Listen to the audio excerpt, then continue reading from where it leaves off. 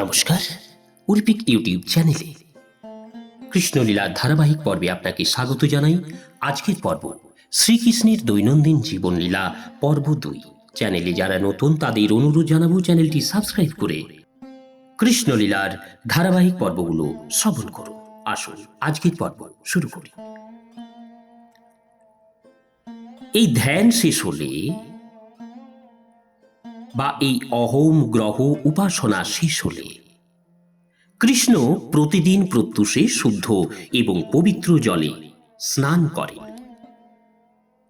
তারপর নির্মল বস্ত্র পরিধান করে সুষ্ঠু বেশভূষা পরিধান করে প্রাত্যহিক ধর্ম অনুষ্ঠানে নিযুক্ত হন। নানা ধর্ম অনুষ্ঠানের মধ্যে কৃষ্ণ প্রত্যহ প্রথমে যজ্ঞে ঘৃতাহুতি দেন এবং নিঃশব্দে গায়ত্রী মন্ত্র জপ করেন। ভগবান কৃষ্ণ আদর্শ গৃহস্থ জীবনের সকল ধর্মীয় অনুষ্ঠান অবিচল নিষ্ঠার সঙ্গে পালন করতেন। সূর্যোদয় হলে ভগবান শ্রীকৃষ্ণ সূর্যদেবের উদ্দেশ্যে বিশেষ তপ করতেন। বৈদিক শাস্ত্রে উল্লিখিত রয়েছে সূর্য এবং অন্যান্য দেবতারা ভগবান শ্রীকৃষ্ণের বিভিন্ন অঙ্গ প্রত্যঙ্গ বিশেষ। গৃহস্থদের কর্তব্য হচ্ছে বিভিন্ন দেবতা, মুনি, ঋষি এবং পিতৃপুরুষদের উদ্দেশ্যে শ্রদ্ধা জ্ঞাপন করা। ভগবদ গীতার শিক্ষা অনুযায়ী এই জড় জগতে ভগবানের অনুষ্ঠেয় কর্তব্যকর্ম বলে কিছু নেই। তবু তিনি জড় জগতে আদর্শ মনুষ্য জীবনের লীলার অভিনয় করেন। বৈদিক শাস্ত্রে কর্মকাণ্ড অনুযায়ী দেবতার প্রতি শ্রদ্ধা জানানো উচিত। যে বিধির মাধ্যমে দেবতা এবং পিতৃপুরুষেরা উপাসিত হন তাকে তর্পণ অথবা তুষ্টি বিধান বলে। কারোর পিতৃপুরুষেরা অন্য লোকে হয়তো জন্মগ্রহণ করতে পারেন, কিন্তু এই তর্পণ অনুষ্ঠানের মাধ্যমে তারা যেখানেই থাকুন না কেন অত্যন্ত তুষ্ট হন। গৃহস্থের কর্তব্য হচ্ছে পরিবার পরিজনদের খুশি করা, আর এই তর্পণ অনুষ্ঠানের মাধ্যমে গৃহস্থ তার পিতৃপুরুষদের সুখী করতে পারে। একজন আদর্শ এবং যথার্থ গৃহস্থ ভগবান কৃষ্ণ এই তর্পণ অনুষ্ঠানের মাধ্যমে পরিবারের বয়োজ্যেষ্ঠদের প্রতি শ্রদ্ধা জানিয়েছিলেন। ব্রাহ্মণদের গোদান করা ছিল তার পরবর্তী কর্তব্য কর্ম। কৃষ্ণ প্রতিদিন তাদের মধ্যে 13,084টি গাভী দান করতেন। গলায় মুক্তার মালা, রেশমে ঢাকা গা, স্বর্ণময় শিং এবং তাদের খুরগুলি ছিল রূপোর পাতে মোড়া। সবৎসা, দুগ্ধবতী, শান্ত এই গাভীগুলি সকল দানের সময় ব্রাহ্মণদের রেশমের পরিচ্ছদ, হরিণের চামড়া এবং প্রচুর তিল শস্য দেওয়া হতো। ভগবান শ্রীকৃষ্ণ সাধারণত গো ব্রাহ্মণ্য হিতায় বলা হয়, অর্থাৎ শ্রীকৃষ্ণ সবচেয়ে আগে গাভী এবং ব্রাহ্মণদের কল্যাণ সাধন করা কর্তব্য বলে মনে করেন। তারপর জীবকুলের কল্যাণ কামনা করে তিনি দুধ, মধু, ঘি, স্বর্ণ, রত্ন, আগুন স্পর্শ করতেন। সুদর্শন এবং দিব্য দেহ বিশিষ্ট হলেও ভগবান শ্রীকৃষ্ণ পীত বসন পরতেন এবং গলায় কৌস্তুভ মণিযুক্ত হার পরতেন। অঙ্গে চন্দন লেপন করতেন। ফুলের মালা পরে কৃষ্ণ নানা অলঙ্কার এবং প্রসাধনাদি ব্যবহার করতেন। তো এইভাবে বেশভূষা করে এবং অলঙ্কৃত হয়ে কৃষ্ণ শ্বেতমর্মর পাথরের মন্দির দর্শন করতেন। সকালে জলযোগের আগেই বহু ব্রাহ্মণ প্রতিদিন পরমেশ্বর ভগবানকে দর্শন করতে আসতেন। তারা সকলেই ভগবত দর্শন উৎসুক ছিলেন এবং ভগবান শ্রীকৃষ্ণ তাদের স্বাগত জানিয়ে অভ্যর্থনা করতেন। প্রাসাদের প্রাঙ্গণে এবং নগরে দু জায়গায় বিভিন্ন জাতির সব রকম লোককে তুষ্ট করা ছিল তার পরবর্তী কৃত্য। তাদের নানা রকম অভিলাষ পূর্ণ করে শ্রীকৃষ্ণ তাদের সকলকে খুশি করতেন। তাদের খুশি দেখে তিনি খুব তুষ্ট হতেন। কৃষ্ণকে দেওয়া ফুলের মালা, সুপারি, চন্দন আদি সুগন্ধি ব্রাহ্মণ এবং পরিবারের বয়োজ্যেষ্ঠদের মধ্যে, তারপর রানী এবং মন্ত্রীদের মধ্যে তিনি সেগুলি বিতরণ করতেন। আর তারপর কিছু অবশিষ্ট থাকলে তা ব্যক্তিগত ব্যবহারে নিয়োগ করতেন। এই সব দৈনিক কাজকর্ম শেষ করবার সময়ের মধ্যেই সারথি দারু কৃষ্ণের অপূর্ব রথটি নিয়ে করজোড়ে কৃষ্ণের কাছে এসে প্রস্তুতির সংবাদ জানাত। আর ভগবান শ্রীকৃষ্ণ ভ্রমণের উদ্দেশ্যে রাজপ্রাসাদ থেকে বের হয়ে আসতেন। সূর্যদেব যেমন রথে আরোহণ করে পৃথিবী আলোকিত করে গগনে উদিত হন, সেই রকম ভগবান শ্রীকৃষ্ণ উদ্ধব এবং সাত্তাকিকে নিয়ে নিজ নিজ রথে আরোহণ করতেন। রাজপ্রাসাদ ত্যাগ করবার ঠিক পূর্ব মুহূর্তে রাজমহিষীরা সকলেই রমণী সুলভ ভাবভঙ্গি দ্বারা শ্রীকৃষ্ণের প্রতি দৃষ্টিপাত করতেন। শ্রী ভগবান তার মনোহর হাসি দ্বারা তাদের অভিবাদনের প্রত্যুত্তর দিতেন। তখন রাজমহিষীরা গভীর কৃষ্ণ বিরহে অভিভূত হয়ে পড়তেন। তারপর ভগবান শ্রীকৃষ্ণ সুধর্মা নামে রাজসভায় যেতেন।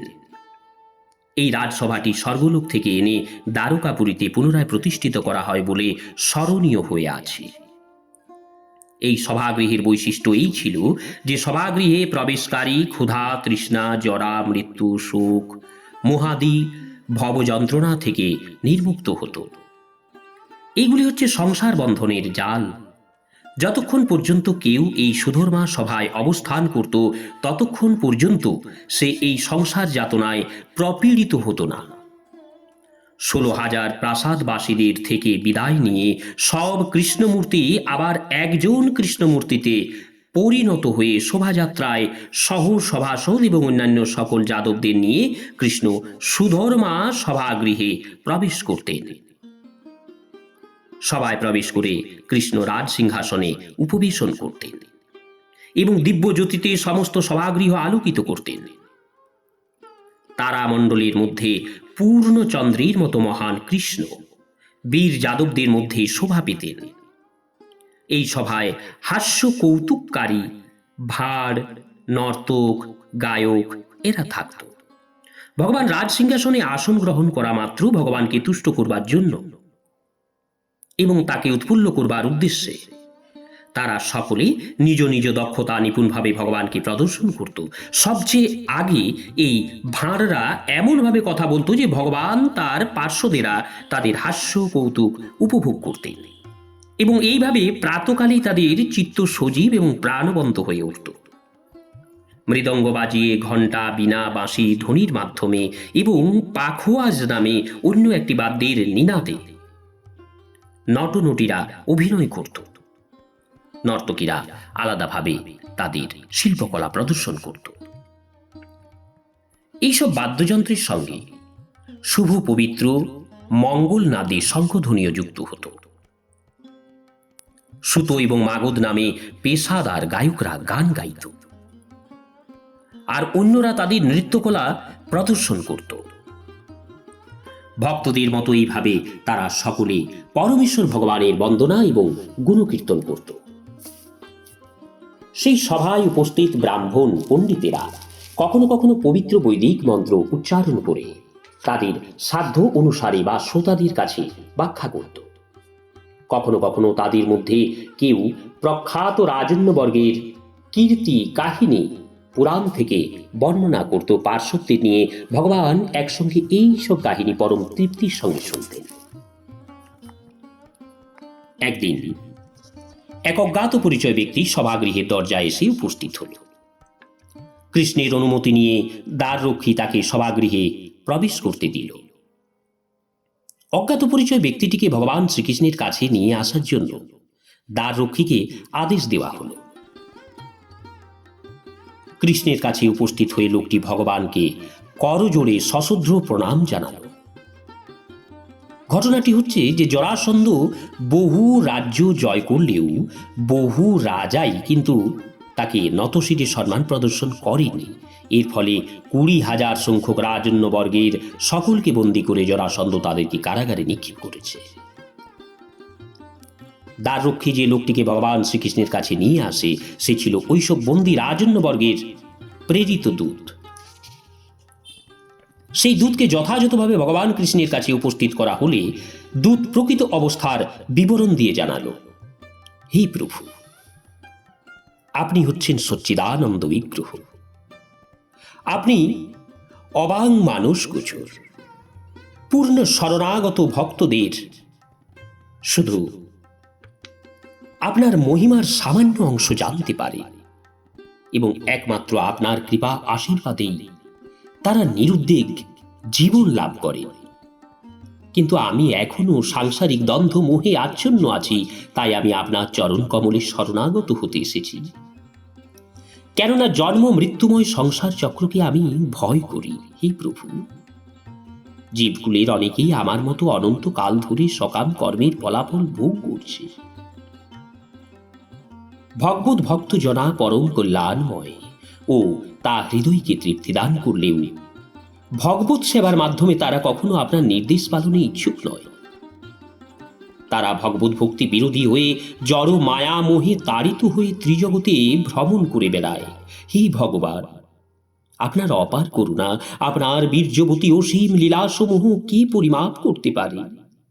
আপনি অমোঘ কালরূপী নিত্য বিরাজমান হয়ে জড় বিষয়াসক্তের অবিশ্রান্ত আকাঙ্ক্ষাকে ব্যর্থ করে দেন এবং এইভাবে তারা বারবার বিভ্রান্ত এবং ভগ্ন মনোরথ হয়ে পড়ে। তাই কালরূপে আপনাকে সশুদ্ধ প্রণতি জানাচ্ছি। হে ভগবান, আপনি সকল লোকের মহেশ্বর, আপনি সর্বলোকের অধীশ্বর। আপনি আপনার অংশ প্রকাশ বলরাম সহ অবতরণ করেছেন।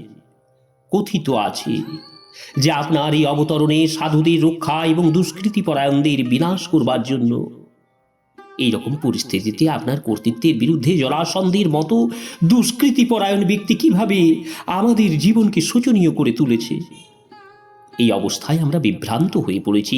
কিভাবে এইরকম অবস্থা সম্ভব হলো তা আমরা বুঝে উঠতে পারি না। বোধহয় বিগত জীবনের দুষ্কর্মের ফলে আমাদের নিপীড়ন করবার জন্য জরাসন্ধ মনোনীত হয়েছে। কিন্তু আমরা শাস্ত্র থেকে জানতে পেরেছি যে আপনার চরণ কমলে যারা শরণাগত তারা পাপময় জীবনের কর্মফল থেকে অচিরেই মুক্ত হয়ে যায়। তাই আপনার আশ্রয়ে সর্বান্তকরণে আত্মনিবেদনের জন্য সকল বন্দী রাজন্যবর্গ দ্বারা আমি নিযুক্ত হয়েছি। আমরা আশা করি, হে ভগবান, আপনি এখন আমাদের সর্বতোভাবে রক্ষা করবেন। আজ আমরা আমাদের জীবনের যথার্থ সিদ্ধান্তে এসেছি। আমাদের রাজকীয় পদ আর কিছুই নেই, তা শুধু আমাদের বিগত পুণ্যকর্মের পুরস্কার। ঠিক যেমন জরাসন্ধ প্রদত্ত উৎপীড়ন আমাদের পূর্বকৃত পাপকর্মের ফল। এখন আমরা উপলব্ধি করছি পাপ এবং পুণ্যকর্মকৃত ফল অনিত্য এবং এই সংসারবদ্ধ জীবনে আমরা কখনো সুখী হতে পারবো না। গুণময়ী প্রকৃতি আমাদেরকে এই জড়দেহ প্রদান করেছে। এই কারণে আমাদের জীবন উদ্বেগে পরিপূর্ণ। এই নির্জীব দেহভার বহনের জন্য শুধু এই মায়িক বন্ধনময় জীবন, সকাম কর্মের ফলে এইভাবে আমরা এই দেহের জন্য ভারবাহী পশুর মতো দেহের অধীন হয়ে পড়েছি।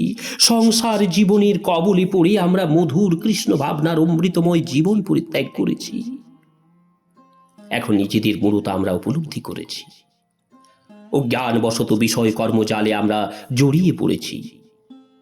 তাই আমরা আপনার চরণ কমলের আশ্রয়ে এসেছি। আপনার চরণাবিন্দ অচিরেই আমাদের সকল কর্মফল নির্মূল করবে। জড়জাগতিক সুখ দুঃখের কলুষতা থেকে আমাদের সকলকে নির্মুক্ত করবে। হে ভগবান, এখন আমরা আপনার চরণ কমলে শরণাগত। তাই জরাসন্ধ রূপ কর্মবন্ধন থেকে আমাদের উদ্ধার করুন। হে ভগবান, আপনি জানেন জরাসন্ধ 10,000 হাতির বলে বলিয়ান। সিংহ যেমন এক পাল মেষকে সম্মোহিত করে, সেই রকম জরাসন্ধ তার এই বল দ্বারা আমাদের বন্দী করেছে। হে ভগবান, আপনি ইতিমধ্যেই পর 18 বার জরাসন্ধের সঙ্গে সংগ্রাম করেছেন। তার অসাধারণ বলবীর্যকে অতিক্রম করে তার মধ্যে 17 বার আপনি তাকে পরাজিত করেছেন। কিন্তু অষ্টাদশ সংগ্রামে আপনি মানবীর মতো আচরণ করায় আপাত দৃষ্টিতে পরাভূত হয়েছেন বলে প্রতীয়মান হয়। হে ভগবান, আপনার বল, বীর্য, সম্পদ, কর্তৃত্ব সবই অসীম। তাই আমরা ভালোভাবে জানি যে জরাসন্ধ আপনাকে পরাভূত করতে পারে না। কেউ আপনার সমকক্ষ নয়, আপনার চেয়ে কেউ শ্রেয় নয়। অষ্টাদশ সংগ্রামে আপাত প্রতীয়মান জরাসন্ধের কাছে আপনার পরাজয় নরলীলা প্রদর্শন ছাড়া আর কিছুই নয়। দুর্ভাগ্যবশত মূঢ় জরাসন্ধ আপনার চালাকি বুঝতে পারেনি এবং তারপর থেকেই সে জড়জাগতিক ক্ষমতা এবং প্রতিষ্ঠায় গর্বিত হয়ে ওঠে। বিশেষত ভক্তরূপে আমরা আপনার শাসনাধীন জানা সত্ত্বেও সে আমাদের বন্দী করে কারারুদ্ধ করে। এখন আমাদের এই ভয়ঙ্কর দুরবস্থার কথা আপনার নিকট বললাম। এই ভগবান, আপনি এসব বিবেচনা করুন এবং আপনার খুশি মতো যা হয় করুন। বন্দী রাজন্যবর্গের প্রতিনিধি এবং দূতরূপে আমি আপনার কাছে প্রার্থনা এবং আবেদন করলাম। বন্দী রাজারা সকলেই আপনাকে দেখতে উন্মুখ, কেননা তারা স্বয়ং আপনার চরণাবিন্দে শরণাগত হতে চায়। হে ভগবান, আপনি তাদের প্রতি কৃপা করুন, তাদের জীবনে সৌভাগ্য আনয়ন করুন। সেই বন্দী রাজন্যবর্গের দূত যখন ভগবান কৃষ্ণের কাছে আবেদন করছিল, তখন দেবর্ষি নারদও সেখানে উপস্থিত হয়েছিলেন। স্বর্ণোজ্জ্বল কেশসজ্জিত দেবর্ষি নারদ সভাগৃহে প্রবেশ করলে মনে হলো যেন সেখানে সূর্যদেবের আগমন হয়েছে।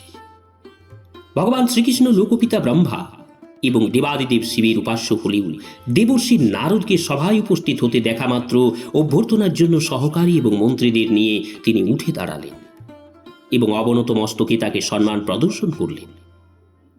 নারদমুনি একটি আরামপ্রদ আসন গ্রহণ করলেন এবং সাধুকে অভ্যর্থনার প্রয়োজনীয় সকল উপাচার দ্বারা ভগবান শ্রীকৃষ্ণ দেবর্ষি নারদকে পূজা করলেন। নারদমুনিকে সন্তুষ্ট করবার জন্য তিনি মিষ্ট ভাষায় বলতে লাগলেন, প্রিয় দেবর্ষি, আমি মনে করি ত্রিলোকের সবই কুশল। আপনি ব্রহ্মাণ্ডের অন্তরিক্ষে ঊর্ধ্বে এবং মধ্য এবং অধোলোকে ভ্রমণে সম্পূর্ণ যোগ্য। সৌভাগ্যবশত আপনার সঙ্গে সাক্ষাতের ফলে আমরা সহজেই ত্রিজগতের সকল সংবাদ প্রাপ্ত হই। পরমেশ্বরের এই চরাচর সৃষ্টির কোনো সংবাদ আপনার অজ্ঞাত নয়।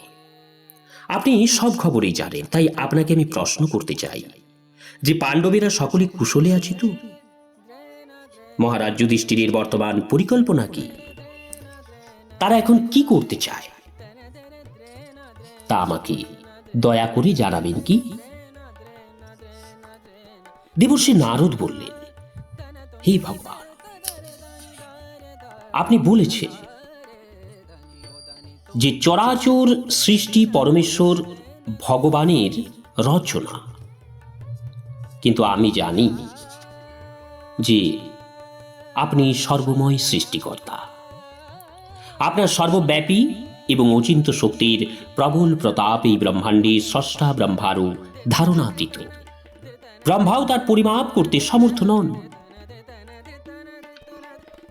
আগুন যেমন সকলের আলোকে সকলের মধ্যে বিরাজমান, সেই রকম আপনিও পরমাত্মা রূপে সকলের হৃদয়ে বিরাজ করেন। প্রতিটি জীবেই সংসার জীবনে আপনার ত্রিগুণময়ী মায়াকে অতিক্রম করতে পারে না। এই জন্য জড়দৃষ্টিতে সর্বত্র আপনার উপস্থিতি অনুভব করতে তারা সক্ষম হয় না, কিন্তু আপনার কৃপায় আপনার অবিচিন্ত শক্তির লীলা আমি বহুবার দর্শন করতে পেরেছি। কিছুই আপনার কাছে অজ্ঞাত নয়। তা সত্ত্বেও আপনি যখন আমাকে পাণ্ডবদের অবস্থা সম্বন্ধে জিজ্ঞাসা করলেন, তখন আপনার প্রশ্নে আমি কিছুমাত্র বিস্মিত হইনি। হে প্রভু, আপনার অচিন্ত শক্তির দ্বারা আপনি এই বিশ্ব সৃষ্টি পালন এবং লয় ঘটান। আপনার অচিন্ত শক্তির প্রভাবে বৈকুণ্ঠের ছায়া প্রকাশ এই জড় জগতের নিত্য বলে মনে হয়। আপনার ভবিষ্যৎ পরিকল্পনা সকলের নিকট দূরধিগম্য। আপনি অধক্ষজ, নির্গুণ তত্ত্ব, তাই অচিন্ত। এই জন্য আপনাকে বারবার আমি প্রণাম জানাই। দেহাত্মবুদ্ধিতে সকলে জড় কামনা বাসনার দ্বারা তাড়িত হয়ে জন্ম মৃত্যুর আবর্তে বারবার দেহান্তরিত হয়ে চলেছে। এইভাবে আবিষ্ট ব্যক্তি এই জড়দেহের বন্ধন থেকে মুক্তির উপায় খুঁজে পায় না। জীবগুলির প্রতি অহৈতুকী কৃপা পরবশ হওয়ায় আপনার দিব্য জ্ঞান এবং মহিমাময় অপ্রাকৃত বিভিন্ন লীলাবিলাস প্রদর্শনের উদ্দেশ্যে আপনি এই জগতে আবির্ভূত হন। এই জন্য আপনাকে আমি বারবার আমার সশুদ্ধ প্রণতি জানাই। তাছাড়া আপনাকে ভজনা করবার জন্য কিছুই আমার জানা নেই। হে প্রভু, আপনি পরম ব্রহ্ম স্বরূপ গোপন করে মঞ্চে নটের অভিনয়ের মতোই আপনার নরলীলা রচনা করেন। মঙ্গলকামী আপনি পৃথ্বীযশা পুত্র পাণ্ডবদের কুশল অনুসন্ধান করছেন। তাই আপনাকে আমি পাণ্ডবদের অভিলাষের কথা জানাবো। সর্বোচ্চ ব্রাহ্মলোকের ন্যায় ঐশ্বর্যের অধিকারী মহারাজ যুধিষ্ঠিরের কথা শুনুন। প্রথমে আপনাকে সেই কথা বলছি। জড়জাগতিক কোনো ঐশ্বর্যের প্রতি তিনি অভিলাষী নন, তবু আপনার সঙ্গলাভ এবং আপনাকে তুষ্ট করবার জন্য তিনি রাজসূয় যজ্ঞ অনুষ্ঠান করতে চান। নারদ মুনি ভগবান শ্রীকৃষ্ণকে জানালেন, ইহলোকবাসী হলেও ধন সম্পদে মহারাজ যুধিষ্ঠির ব্রহ্মলোকের সমস্ত ঐশ্বর্যেরই অধিকারী হয়েছেন। কিছুই তার অভাব নেই, তিনি সর্বতোভাবেই পূর্ণ, তাই সম্পূর্ণ তৃপ্ত। কিন্তু আপনার অহৈতুকী কৃপা লাভের জন্য মহারাজ যুধিষ্ঠির আপনার পূজা করতে ইচ্ছুক।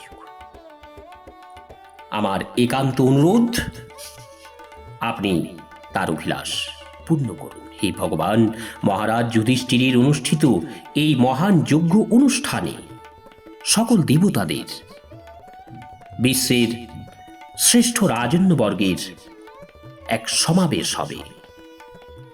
হে প্রভু, আপনি পরম ব্রহ্ম, পরমেশ্বর ভগবান।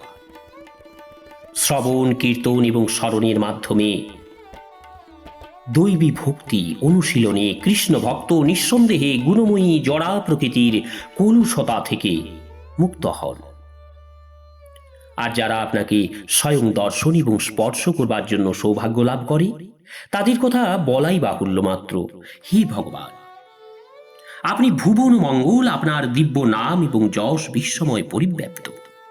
আপনার চরণাম্বুজ স্বর্গে মন্দাকিনী, মর্তে গঙ্গা এবং পাতাল লোকে ভগবতী নামে প্রবাহিত হয়ে ব্রহ্মাণ্ডের এই সকল স্থানকে পবিত্র করছে। দ্বারকায় সুধর্মা সভাগৃহে নারদ মুনির উপস্থিতির ঠিক পূর্বে সচিব, মন্ত্রী সহ ভগবান শ্রীকৃষ্ণ জরাসন্ধের রাজ্য আক্রমণের উপায় গভীরভাবে বিবেচনা করেছিলেন। তাই নারদ মুনির প্রস্তাব, মহারাজ যুধিষ্ঠির অনুষ্ঠিত হস্তিনাপুরে রাজসূয় যজ্ঞে ভগবান শ্রীকৃষ্ণের যাওয়া উচিত, তা তাদের অন্তর স্পর্শ করল না। ভগবান শ্রীকৃষ্ণ তার পার্শ্বদের অভিলাষ হৃদয়ঙ্গম করতে পারেন, কারণ তিনি লোকপতি ব্রহ্মার অধীশ্বর। এই জন্য তাদের শান্ত করবার উদ্দেশ্যে তিনি সহাস্যে উদ্ধবকে বললেন, প্রিয় উদ্ধব, তুমি সর্বদাই আমার একজন শুভানুধ্যায়ী, অন্তরঙ্গ এবং সুহৃদয়। তাই তোমার মন্ত্রণা সবসময় সঠিক বলে গ্রহণ করায় সব ব্যাপারে তোমার পরামর্শ আমি চাই। আমার বিশ্বাস যে তুমি সমস্ত অবস্থা যথাযথ হৃদয়ঙ্গম করতে পারো, আর এই জন্য আমি তোমাকে মতামত জানতে চাইছি যে আমার এখন কি করা উচিত। তোমার উপর আমার বিশ্বাস আছে, এই জন্য তোমার পরামর্শ অনুযায়ী আমি কাজ করব। উদ্ধব জানতেন যে ভগবান শ্রীকৃষ্ণ নরলীলা করলেও তিনি অতীত, বর্তমান এবং ভবিষ্যতের সবকিছুই জানেন, তিনি সর্বজ্ঞ। যাই হোক, ভগবান তার সহিত পরামর্শ করার লীলাভিনয় করলেন। উদ্ধব সেবা উন্মুখ হয়ে ভগবান শ্রীকৃষ্ণকে বলতে লাগলেন। কি বললেন আসবো পরবর্তী পর্বে। চ্যানেলে যারা নতুন তাদের অনুরোধ জানাবো চ্যানেলটি সাবস্ক্রাইব করে কৃষ্ণলীলার ধারাবাহিক পর্বগুলো শ্রবণ করুন। রাধে রাধে, হরে কৃষ্ণ।